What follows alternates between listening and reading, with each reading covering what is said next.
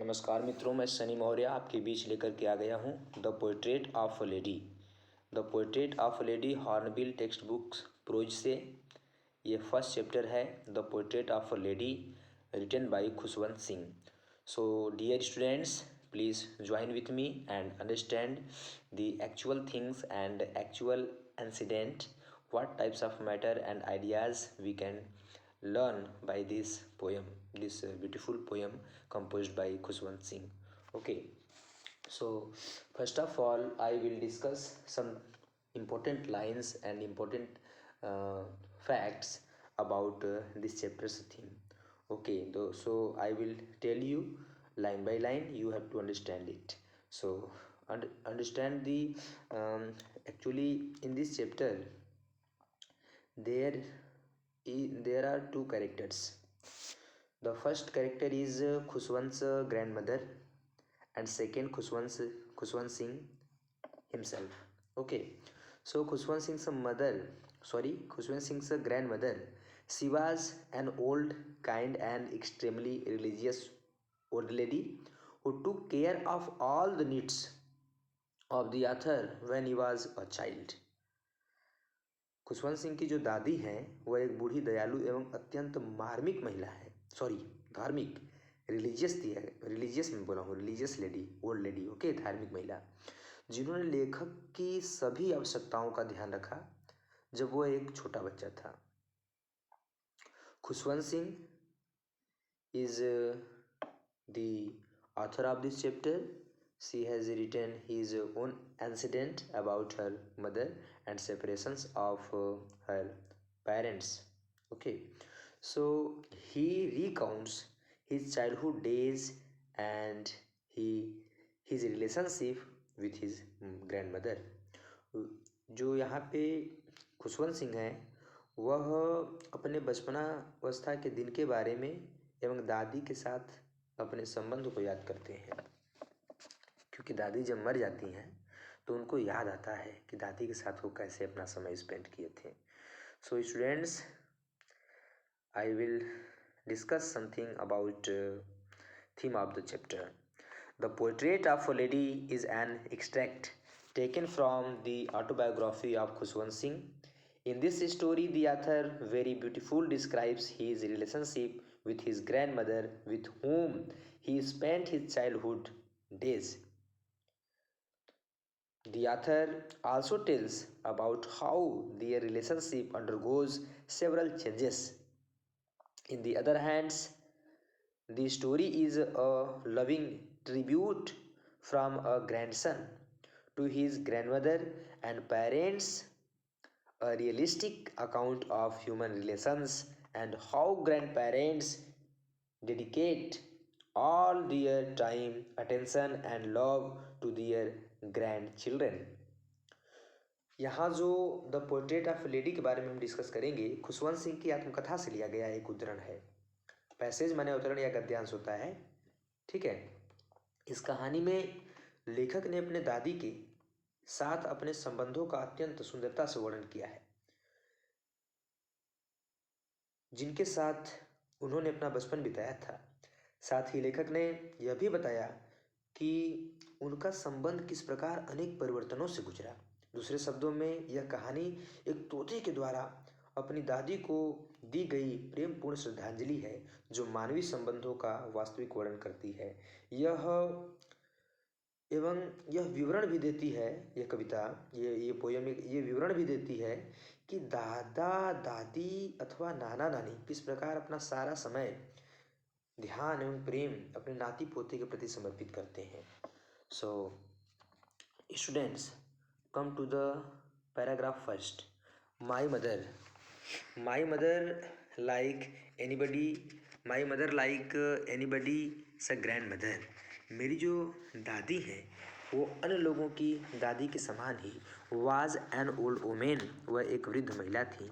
She had been old, वह वृद्ध हो चुकी थी, and wrinkled for the 20 years, और 20 वर्षों से देखा जा रहा था कि उनको व्रिंकल्ड हो गया था. व्रिंकल्ड का मतलब झुर्रीदार होता है, तो यहाँ पे झुर्रियाँ पड़ गई थी.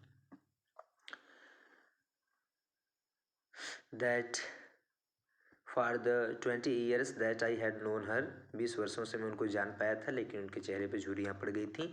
पीपल से दैट, लोग कहें कि she had once been young, वह युवा थी, एंड प्रिटी, और आकर्षक थी, सुंदर थी, and had even had a husband, और उनके पास यहाँ तक कि पति थे।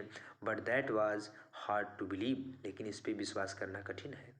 My grand mother's portrait hung, sorry, listen carefully. So my grand father's portrait, मेरे दादाजी का portrait means a gallery of frame structured pictures on the wall. Okay, my grandfather's portrait hung above the mantelpiece in drawing room. मेरे जो दादाजी का तस्वीर था, यह मेंटल पीस जो बोला गया है, डेकोरेटेड ऑन फायर प्लेस, अंगीठी के ऊपर सजावट करके बनाया गया था। ठीक है, तो ड्राइंग रूम में उसको रखा गया था, दादाजी का जो पिक्चर्स था। ही वोर वीरिंग वियर्स, ही वोर, वह पहने हुए थे, बांधे हुए थे, अ बिग टर्बन, एक बड़ी सी टर्बन मीन्स पगड़ी, एंड लूज फिटिंग क्लॉथ्स, और ढीले ढाले कपड़े पहने हुए थे। जो कपड़े पहने हुए थे वो कैसे कपड़े थे? बिल्कुल ढीले ढाले कपड़े थे। कहा जा रहा है कि ढीले ढाले कपड़े पहने हुए थे। हिज लॉन्ग वाइट बियर्ड, उनका लंबा सा सफ़ेद सा दाढ़ी, covered the best part of his chest, उनके बिल्कुल सीने तक जा कर के पूरा छिका हुआ था, ढका हुआ था उनको। And he looked at least 100 years old, और दादाजी ऐसे दिखाई देते थे चित्र में जैसे लग रहा हो कि वह 100 वर्षीय व्यक्ति हैं। He did not look the sort of person who would have a wife, वो इस तरह से नहीं दिखाई देते थे जिनके पास एक पत्नी हो और चिल्ड्रन, बच्चे हो। ही लुक्ड, वह दिखाई देते थे एज इफ, का मतलब मानो कि he could only have lots and lots of grand children, वो ऐसे दिखाई देते थे जैसे कि उनके पास तमाम नाती हों, ग्रैंड चिल्ड्रेन। ठीक है ना। As for my grand mother, जैसा कि मेरी दादी जी, बींग यंग एंड प्रिटी, जब वो युवा और सुंदर सी रही होंगी, the thought was almost revolting, ये जो थॉट था, ऐसे विचार, ये बिल्कुल विभत्स था, बिल्कुल रिपल्सिव था, मतलब कि अनबिलीवेबल था। सी ऑफन टोल्ड अस, वो हमेशा हमसे कहती थी, ऑफ द गेम्स, खेलों के संदर्भ में, सी यूज टू प्ले, कि वह खेला करती थी एज ए चाइल्ड, और जिस प्रकार when the grandmother was in her childhood days, so she often used to play some of the games, she told she told about those games, those things to her grandson Khushwant Singh. Okay, that seemed quite observed, जो पूरी तरह से observe लगता था। Observed का मतलब देखिए होता है रेडिकुलस, इसको हम हास्यपूर्ण, बेतुका, बेढंगा ऐसा कर सकते हैं। And undignified on her part, and we treated it like the fables of the prophets she used to tell us. तो यहाँ पे आपको बताया गया है कि that seemed quite observed, she often told us of the games she used to play as a child, वो उन गेमों को खेला करती थी जब वो बचपनावस्था में, अपने बचपनावस्था में जब वो थी तो वह गेमों को खेला करती थी जब वो क्या थी, एक छोटी बच्ची थी, अर्थात बचपनावस्था में थी। ठीक है, तो कहा जा रहा है, इसके बाद हम देखते हैं आगे। Students, you have to understand this passage very well, and if you are facing any types of problem, you will comment me, I will also improve those things. Okay, that seems quite observed and undignified on her part, उनके भाग पर काफ़ी मूर्खतापूर्ण या बेतुका अशोभनीय प्रतीत होता था। जब वो ऐसा बताती थी तो मुझे विश्वास नहीं हो पाता था। तो बताया जा रहा है कि and we treated it like the fables of the prophets she used to tell us, और कहा जा रहा है कि यहाँ तक कि जिस प्रकार वे धर्म गुरुओं की दंत कथाएँ हमें सुनाया करती थीं, कि ताकि देखिए रिलीजियस थिंग का एक अलग ही औचित्य होता है। रिलीजियस जो थिंग्स होता है, जैसे आपने कि पढ़ा होगा, इसमें क्लास 10 में एक दिया गया था लाइन्स कि मनुष्य जो है उसका हृदय परिवर्तन किया जा सकता है अगर वो ग्रेट लॉजिक्स पढ़ता है, अच्छे ग्रंथों का अध्ययन करता है और अच्छे लोगों की संगति में रहता है, तो उसका मस्तिष्क परिवर्तन किया जा सकता है, उसमें अच्छी क्वालिटी को डेवलप किया जा सकता है। ओके, तो आते हैं पैराग्राफ, थोड़ा सा आगे बढ़ते हैं। She had always been short, fat and slightly bent. She had always been short, तो बताया जा रहा है कि वो सदा से ही कदमें छोटी रही थी। शॉर्ट का मतलब यहाँ कदमें छोटी, and fat and slightly bent, और वो थोड़ा मोटी भी थी, और स्लाइटली माने हल्का सा, बेंट माने झुक के चला करती थी। The reason is that she was too old ना। Her face was a crisscross of wrinkles running from everywhere to everywhere. तो कहा जा रहा है कि उनका चेहरा आड़ी तिरछी झुर्रियों से भरा हुआ था, जो एक दूसरे को काटती हुई कहीं से कहीं जा रही थी, कहीं से कहीं जा रही थी। उनकी झुर्रियाँ चेहरे की बताई जा रही है। झुर्रियों का मतलब ये होता है कि you are just becoming older and older. So no, we were certain she had always been as we had. तो यहाँ कहा जा रहा है कि हमें पूरा विश्वास था कि वे हमेशा से वैसी ही थी। ठीक है, हमें विश्वास था कि वे हमेशा से ऐसी ही थी। नोन हर, उनके विषय में ये ज्ञात था। Old, so terribly old that she could not have grown older and had stayed at the same age for 20 years। लेकिन यहाँ पे खुशवंत सिंह कह रहे हैं कि जो मेरी दादी हैं वह इस अवस्था में थीं, लेकिन वो 20 वर्षों से उसी समान लग रही थी, उसमें ज़्यादा परिवर्तन नहीं हुआ था। She could never have been pretty, वो बहुत अधिक आकर्षक नहीं रह सकी थी। But she was always beautiful, लेकिन वो हमेशा से सुंदर थीं। She hobbled about the house in spotless white with one hand resting on her breast to balance her stoop and the other telling the beats of her rosary। तो यहाँ पे जो हॉबल्ड शब्द दिया गया है, एक नया शब्द आ गया हॉबल्ड। इसका मतलब होता है वाग विथ अ लिम्प, मतलब कि लंगड़ाना। तो कैसे लंगड़ा रही हैं देखते हैं। कहा जा रहा है कि सी वॉज ऑलवेज ब्यूटीफुल, वो हमेशा सुंदर थी। सो हॉबल्ड, वो थोड़ा सा लंगड़ाते हुए, अबाउट द हाउस, घर की ओर से, इन स्पॉटलेस, जो स्पॉटलेस बना हुआ था। स्पॉटलेस का मतलब कि जो समतल भूमि था वहाँ से आती थी। And the other telling the bits of her rosary. Rosary का मतलब यहाँ कंठी माला से मतलब है, जैसे ओम भ्रुवस्व तस्य वाला देखते हैं ना, जो लिए रहते हैं लोग, उस तरह से। दी अदर टेलिंग, जो the second hands was telling the bits of her rosary, जो उनका दूसरा जो हाथ है उससे वो कंठी माला ली हुई हैं, उसको ये बिट्स माना होता है गुरियाँ, उस गुरियों को गिनती रहती हैं, पढ़ती रहती हैं, कुछ मंत्र उच्चारण करती रहती हैं। हर सिल्वर लॉक्स, यहाँ लॉक्स का मतलब लॉक्स ऑफ हेयर से मतलब है, ठीक है ना। तो हर सिल्वर लॉक्स वर स्केटर्ड, उनके जो सिल्वर चांदी के समान जो लॉक्स दिख रहे हैं, बालों की जो लटें वर्मिस थीं, स्केटर्ड अनटिडली, वो बिल्कुल बिखरी हुई सी पड़ी हुई थी। अनटिडली का मतलब कि वो साफ़ सुथरी अच्छी नहीं थी, ओवर हर फैल, वो बिल्कुल फीकी हो गई थी, येलोविश हो गई थी। पकर्ड फेस, और उनका जो चेहरा था वो बिल्कुल पकर्ड हो गया था। पकर्ड शब्द जो यहाँ पे आया है, इसका मतलब होता है झुर्रीदार। उनका जो चेहरा था वो बिल्कुल कैसा हो गया था, झुर्रीदार हो गया था, ठीक है ना। तो आगे देखते हैं। And her lips constantly moved, और उनका जो होठ था वो लगातार गति करता रहता था। In inaudible prayers, inaudible means होता है अश्राव्य, that can not be heard, जिसको सुना ना जा सके, ऐसा वो प्रेयर करती थी, गुनगुनाती रहती थी मन मन में ही। एस सी वॉज ब्यूटीफुल, हाँ वह सुंदर थी। She was like the winter's landscape in the mountains, an expanse of pure white serenity, breathing peace and contentment. तो यहाँ से सेरेनिटी जो शब्द आया है, सेरेनिटी, इसका मतलब शांत या निर्मल होता है। कंटेंटमेंट इज हैप्पीनेस, आपने सुना होगा, संतोषम परम सुखम। और एक्सपेंस माने होता है विस्तार, और लैंडस्केप माने होता है भूदृश्य, ठीक है। तो थोड़ा सा बढ़ते हैं आगे, देखते हैं। तो यहाँ पे क्या बताया गया समझिएगा।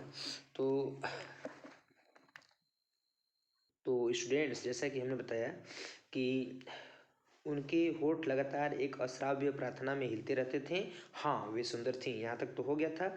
आगे देखते हैं। कहा जा रहा है कि वे शीतकाल के पहाड़ी भूदृश्य जैसी थीं, शांति एवं संतोष की श्वास लेता एक शुद्ध श्वेत शांत विस्तार सी वो लग रही थी। ये सब दादी के क्वालिटी के बारे में बताई जा रही है, ठीक है ना। तो हम पढ़ते हैं, अब पैराग्राफ आपका थर्ड ही है यहाँ, माई मदर एंड आई वर से, ठीक है। ये एग्जाम में आएगा ये क्वेश्चन, इस क्वेश्चन को आप लोग और बढ़िया समझिएगा। देखिए, तो दिया गया है कि my grand mother and I were good friends, मेरी दादी जी और मैं अच्छे मित्र थे। माई पेरेंट्स लेफ्ट मी, मेरे माता पिता मुझे छोड़ दिए, विथ हर, दादी के साथ, when they went to live in city and we were constantly together, जब वो शहर में रहने के लिए चले गए तो हम लगातार किसके साथ रह रहे थे, एक साथ रह रहे थे। टुगेदर का मतलब एक साथ। She used to walk me up in the morning and get me ready for school, दादी जी मुझे सुबह में जगा दिया करती थीं और मुझे तैयार कर देती थीं विद्यालय के लिए। She said her morning prayer in a monotonous sing song while she bathed and dressed me in the hope that I would listen and get to know it by heart। देखो, HURT, हर्ट माने चोट या आघात होता है, लेकिन HERT इसको heart पढ़ते हैं, हार्ट। आपने सुना होगा heart operation, okay. Come. She said her morning prayer, जब वो मुझे जगाती थी तो वो अपना सुबह का प्रेयर करती रहती थी। इन अ मोनोटोनस सिंग सॉन्ग, बिल्कुल वो उबाऊ सा गाना लगता था। वाइल सी बाथ, जब वो स्नान करती थी। एंड ड्रेस्ड मी, और मुझे कपड़े पहनाया करती थी। इन द होप, इस आशा में, दैट मीन्स की, I would listen and get to know, मैं इसे सुनूंगा और जानने का प्रयास करूंगा। इट मीन्स इसे बाई हार्ट, हृदय से। लर्न बाई हार्ट आपने सुना होगा, ये कंठस्थ करना इसका हिंदी होता है। I will stand because I loved her voice but never both her to learn it, मैं इसे सुनता था क्योंकि उनकी आवाज़ से मुझे प्रेम था, बट नेवर, लेकिन कभी नहीं, both her to learn it, मुझे कभी परेशानी नहीं उठाया इसको सीखने का, इसको लर्न करने का, ठीक है। Then she would fetch my wooden slate, तब वो क्या करती थी कि मेरा जो वुडन स्लेट था, मेरा जो लकड़ी वाला जो स्लेट था, उसको ले लिया करती थी। लकड़ी का जो मेरा स्लेट था, उस स्लेट को क्या करती थी, ले लिया करती थी। फेच का मतलब होता है लाना, ठीक है। वो उसको वो ला दिया करती थी। और कैसे लाती थी, समझिए। She had already washed and plastered with yellow chalk, a teeny earthen ink pot, and a red pen, tie them all in a bundle and hand it to me। तो बताया जा रहा है कि जो मेरी दादी थी वो मुझे क्या क्या दिया करती थी। तो already washed and plastered with yellow chalk, तो यहाँ जो शब्द आया है प्लास्टर्ड, मतलब कि लेप लगाना, वो लेप लगा दिया करती थी। मिट्टी का जो बर्तन वगैरह मेरे पास था उस पर वो लेप लगा करके दिया करती थी। मतलब प्लास्टर्ड विथ येलो चाक, पीला सा चाक रहता था, उससे वो उसको प्लास्टर कर दिया करती थी, लेप लगा देती थी। या टीनी अर्थेन इंक पॉट, और एक मिट्टी के बर्तन का बना हुआ इंक पॉट, मतलब इंक पॉट तो आप समझ ही रहे हैं, स्याही दवात था जो कि मिट्टी के बर्तन के आकार का दिखाई देता था, उसको देती थी। एंड अ रेड पेन, एक लाल सा पेन। टाई देम ऑल, इन सब चीज़ों को, दो चार चीज़ें वो दे रही थी, इन सबको वो टाई करती थी। टाई माने कस के बांध देती थी। ऑल मीन्स पूरी तरह से, इन अ बंडल, एक बंडल में। And hand it to me, और मुझे दे दिया करती थी। After a breakfast of a thick stale chapati with a little butter and sugar spread on it, तो कहा जा रहा है कि आफ्टर अ ब्रेकफास्ट, और सुबह के नाश्ते के बाद, ऑफ अ थिक, एक मोटा सा, स्टेल में से बासी, चपाती में से यहाँ रोटी से मतलब है, विथ अ लिटिल बटर, थोड़ा सा उस पर मक्खन भी लगा करके, and sugar spread on it, और इस पर चीनी वो फैला दिया करती थी। वी वेंट टू स्कूल, हम विद्यालय जाते थे। She carried several stale chapatis with her for village dogs, और वह अलग अलग चपाती भी लाया करती थी, मतलब चपातियाँ भी कुछ ले लिया करती थी गांव के कुत्तों के लिए। My grand mother always went to school with me because the school was attach to the temple, मेरी दादी जी हमेशा विद्यालय जाती थी मेरे साथ, क्योंकि विद्यालय जो था वह मंदिर से जुड़ा हुआ था, मंदिर से लगा हुआ था, क्योंकि वो तो अब वृद्धावस्था में पहुंच गई हैं तो उनको पूजा पाठ करना होगा ना। कहा जा रहा है कि the priest taught us the alphabet and the morning prayer, the priest taught us, जो पुजारी जी थे हमें सिखाएं, अल्फ़ाबेट माने वर्ड अक्षर, एंड द मॉर्निंग प्रेयर, सुबह का प्रार्थना। While the children sat in rows, जब बच्चे बैठते थे कतारों में, on either side of the verandah singing the alphabet, जब बच्चे वरंदा में बैठ जाते थे और वो गाते रहते थे, उच्चारण करते रहते थे अल्फ़ाबेट माने वर्ड अक्षर का। और द प्रेयर इन द चोरस, जो प्रेयर होता था वो बिल्कुल एक भाव में बोला करते थे, ठीक है ना। तो अब बताया जा रहा है कि एक भाव में जब बोला करते थे प्रेयर तो क्या होता था। My grand mother sat in side reading the scripts. मेरी जो दादी थी वो भी बगल में बैठ जाया करती थी और वह अपना स्क्रिप्ट्स पढ़ा करती थी, जो भी उनका पढ़ने का सामग्री था, चीज़ था, उसको वो पढ़ा करती थी। समझ में आ रहा है? तो आगे देखते हैं। तो यहाँ आपके दिमाग में एक बात चल रहा है कि सर स्क्रिप्चर्स जो शब्द आया है ये क्या होता है। इसको सेक्रेड राइटिंग्स बोलते हैं, मतलब शास्त्र कहते हैं या वेद भी कह सकते हैं। ठीक है। एक नया शब्द इसमें मिलेगा आपको, ग्राउलिंग, जिसका हिंदी होता है गुर्राना। हम देखेंगे आगे, देखते हैं फिर समझिए। तो यहाँ पे दिया है कि we would walk back, no no no, ऊपर से बढ़ते हैं। My grand mother set inside reading the scriptures, वो वेद या शास्त्र को पढ़ रही थी। When we had both finish, जब हम दोनों समाप्त कर लिया करते थे, पढ़ लिया करते थे। We would walk back together, हम वापस चल देते थे एक साथ। टुगेदर का प्रयोग वन पर्सन और वन थिंग्स, और वन अदर का प्रयोग more than one things. Okay. This time the village dogs, इस बार जो विलेज गांव के जो कुत्ते थे, वुड मीट अस, हमसे मिलते थे एट द टेम्पल डोर, दरवाजे मंदिर के दरवाजे के पास। दे फॉलोड अस, वे हमारा पीछा करते थे, टू आवर होम, हमारे घर तक। ग्रॉलिंग, गुराते हुए, and fighting with each other, एक दूसरे के साथ लड़ते हुए, हमें चाहिए चपाती, हमें चाहिए चपाती, फॉर द चपातीस, किसके लिए लड़ते थे? चपातीस के लिए। वी थ्रू टू देम, हम इन्हें फेंक दिया करते थे उनके ऊपर, लो खाओ। ठीक है। तो देखते हैं। When my parents were comfortably settle in the city, जब मेरे माता पिता शहर में अच्छे से व्यवस्थित हो गए। दिस सेंट फारस, उन्होंने हमें बुला लिया। That was a turning point in our friendship, ये हमारी मित्रता में एक टर्निंग पॉइंट आ गया था। Although we share the same room, यद्यपि हम एक ही कमरे में रहा करते थे। My grand mother no longer came to school with me, मेरी जो दादी थी वह लंबे समय से मेरे साथ नहीं आ पाई, कारण यही हो गया था। आई यूज टू गो, मैं जाया करता था, टू एन इंग्लिश स्कूल। अब यहाँ पे कारण ये हो गया कि मुझे इंग्लिश स्कूल जाना पड़ गया था, क्योंकि मेरा नामांकन कहाँ हो गया, प्राइमरी से या मिडिल से हट करके मैं इंग्लिश मीडियम में अब चला गया। तो कहा जा रहा है कि I use to go to an English school in a motor bus के माध्यम से मुझे इंग्लिश विद्यालय में जाना पड़ा, इंग्लिश मीडियम स्कूल में जाना पड़ा। There were no dogs in the streets, कहा जा रहा है कि गलियों में कुत्ते नहीं थे। कारण क्या था कि दादी नहीं थी, कुत्ते नहीं थे। And she took of feeding sparrows, she took the feeding sparrows in the courtyard of our city house, हमारा जो सिटी हाउस था, जो शहर में बना हुआ हमारा जो घर था, वहीं के आंगन में वह चिड़ियों को फीडिंग करने लगी, क्योंकि अब उनको इंग्लिश मीडियम में जब मैं I was going to my school at in English medium college, so my grandmother left, my mother stayed at home alone, so she was busy to feeding the sparrows some grains. Okay. As the years rolled by, वर्षों बीत गए, by we saw less of each other, हमने एक दूसरे को देखा बहुत कम, वर्षों बीत गए, हम एक दूसरे को देख नहीं पा रहे थे। The reason is that we became separated to each other, ना। For some time she continued to wake me up and get me ready for school, तो क्या होता था कि वो मुझे तैयार किया करती थी विद्यालय के लिए, हालांकि दादी से सेपरेशन हो गया था, काफ़ी दूरी मेरा बन गया था, क्योंकि मुझे इंग्लिश मीडियम विद्यालय में जाना था। When I came back, जब मैं वापस आता था, she would ask me, वो मुझसे बोलती थी, what the teacher had taught me, अध्यापक जो हैं मुझे क्या सिखाएं। ठीक है। तो देखिए, I would tell her English words, मैं उनसे अंग्रेजी के शब्दों कहता था, and little things of western science, और पश्चिमी विज्ञान के बारे में उनसे कहता था, एंड लर्निंग, और ज्ञान के बारे में बताता था। The law of gravity, gravity आपने सुना है ना, ग्रेविटेशनल फोर्स, तो गुरुत्व के नियम के बारे में कहता था।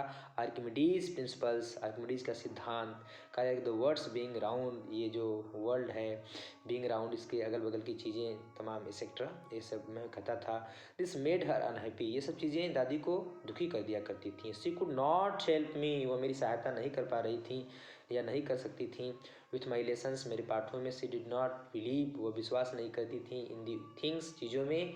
They taught at the English school, जैसा कि वो इंग्लिश मीडियम स्कूल में सिखाया जाता था, उस पर दादी विश्वास नहीं करती थी। एंड सी वाज डिस्ट्रेस्ड, और वो परेशान हो गई थी, वो बाधित हो गई थी, उनको कष्ट हो रहा था।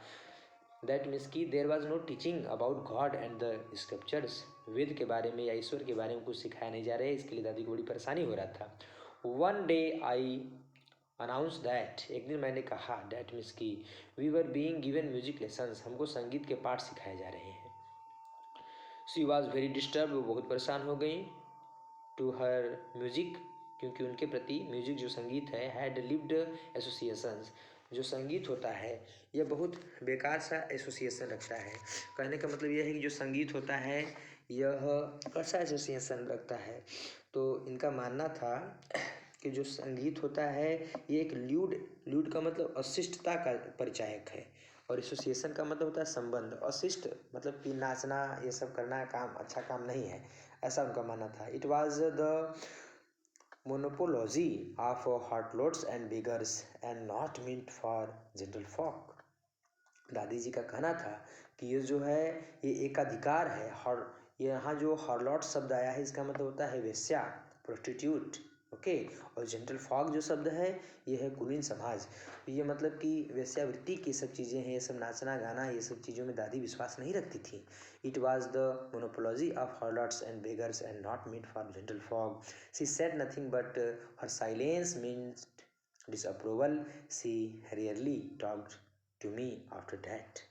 अब क्या हुआ समझिएगा, बहुत ही अच्छी लाइन है। कहा जा रहा है कि उन्होंने कुछ नहीं कहा, किंतु उनका मौन का अर्थ असहमति था। उसके पश्चात उन्होंने मुझसे शायद ही कभी बात की। The reason is that she became very annoyed with these things. I was not doing any favourable things in my grand mother.